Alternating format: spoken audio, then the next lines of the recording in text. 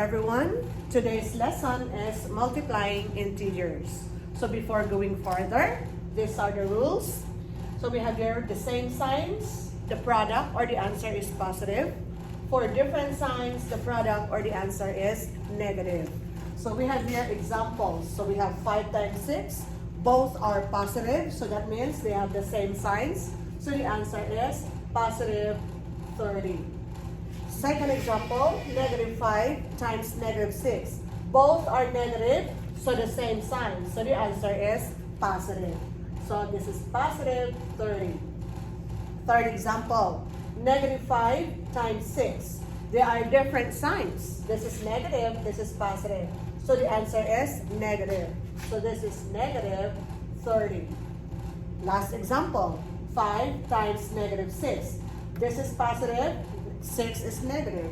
So they are different signs. So the answer or the product is negative.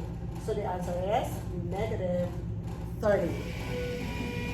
Evaluate the expressions. First example, find negative 2 squared. Take note that negative 2 is enclosed with a parenthesis. So that means negative is also raised to the second power, which means negative 2 times negative 2. So they are of the same sign. So that means the answer is positive. So the answer is positive 4. Look at this example. Find negative 2 squared. So now here, look. Negative 2 squared. It is only 2 that is raised to the second power. Negative sign is not raised to the second power. So this means negative is outside the parenthesis, 2 times 2.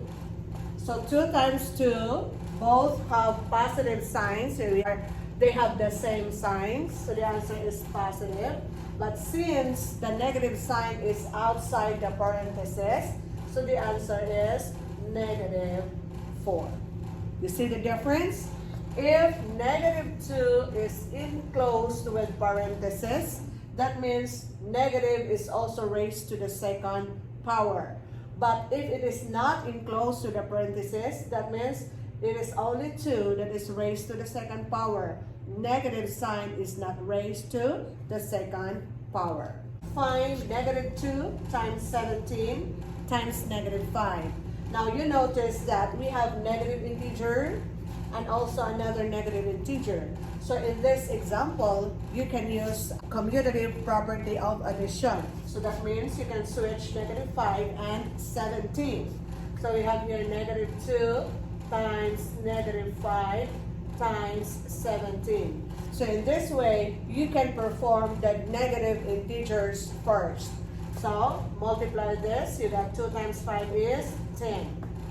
Now look at the signs. They have the same signs, so the answer is positive. So this is positive 10. After that, multiply 10 times 17. So both are positive. So that means they have the same sign. So the answer is positive 170.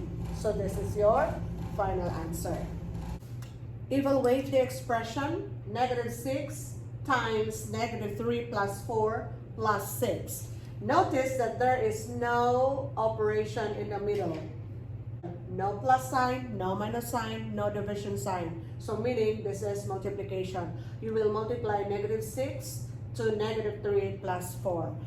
So you will perform the expressions inside the parentheses first. And we have negative 3 plus 4. So we will apply the rules for adding integers. So different signs, you will subtract and take the sign of the higher absolute value. So 4 minus 3 is 1. Since 4 is positive and then 4 is bigger, has bigger absolute value than 3, so the answer here is positive. So you will write down negative 6. Enclose this in parentheses, which means you will multiply 1 by negative 6. Now, applying the rules for multiplying integers, negative times positive, different signs, so the answer is negative. So this is negative 6. Then plus 6. So negative 6 plus 6 is 0. So the final answer is 0. I hope you learned something from our lesson today.